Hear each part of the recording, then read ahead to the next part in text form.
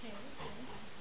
So I guess, Minal, when the first time sort of Rex joined or started with animal angels, or you thought about training him, Hmm. I always wondered, he was this real terror dog, and at that time he was much younger. He was very destructive, very restless, very, very Stubborn. naughty, stubborn. He wanted to, and then when I went on a walk, he used to drag me like a jet ski. Yeah. So I would never imagine that the same dog could be this angelic, sensitive animal who could Yes. give so much to Yes. children.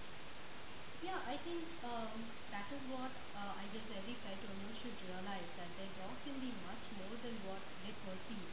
Basically, for every pet owner, their dog or their pet is a child, a pampered child, and they feel very hard on their heart to discipline or train or not let the pet do anything. But like, like us, they also need a purpose in their life.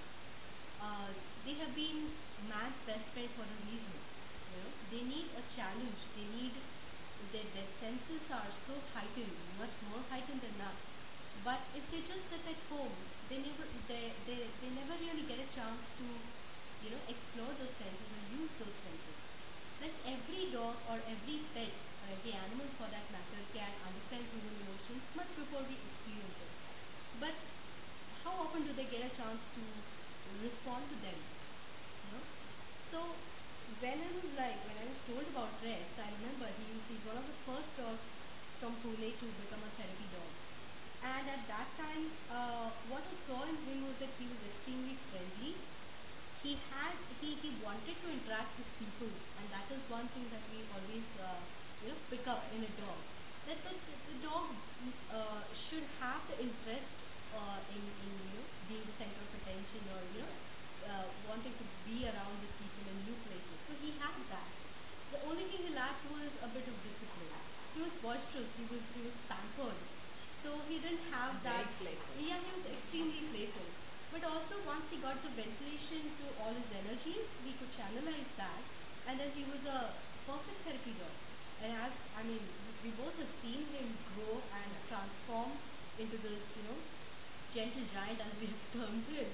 But yes, I think he just found his purpose, and I think you would know better, like how he Yeah, springs even up the moment now you. I see a distinct change. Now he's much older, not as restless at all. His mind is still the same. He's like this naughty fellow who, always looks for, okay, now what shall I do? Now what can I do? How can I, some mischief, some destruction, and I can see it in his eyes.